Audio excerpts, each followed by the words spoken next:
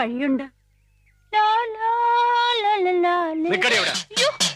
എങ്ങോട്ട് പോകുന്നു? എങ്ങോട്ടും പോകുന്നില്ല, ഇങ്ങോട്ട് തന്നെ വന്ന്. എന്തിനാ ഇപ്പൊ ഇങ്ങോട്ട് എഴുന്നള്ളിയത്? അപ്പഴിനെ കാണാൻ. എന്തിനാ എന്നെ കാണുന്നത്? അതപ്പഴിനെ അറിയത്തില്ലേ? എന്നിട്ടാണോ സുമതി കുഞ്ഞമ്മയുടെ മോൻ അശോക മേനവന് മാറ്റി നിനക്കൊരു ഇത്? കബഡി മത്സരത്തിൽ അവൻ എങ്ങനെയോ ജയിച്ചെന്ന് കണ്ടപ്പോ നീ ഇവിടെ കിടന്ന് ഉറഞ്ഞു തുള്ളുന്നുണ്ടല്ലോ. ജയിക്കുന്നവരാരായാലും ഒരു അഭിനന്ദിക്കുന്നതിൽ എന്താ തെറ്റ്?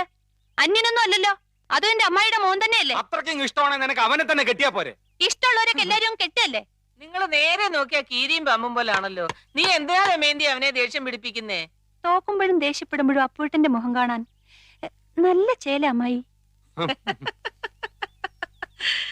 അശോകന്റെ തോറ്റ മോത്തിന്റെ ശൈലി നീ കണ്ടിട്ടുണ്ടോ? അതിന് അപ്പൂട്ടന്റെ ഒരു അവസരം തരുന്നില്ലല്ലോ. എന്നാ കാവിലെ പാട്ട് മത്സരത്തിന് നീ വാ, അവന്റെ തോറ്റ മോന്തയുടെ ക്ലോസപ്പ് കാണാം.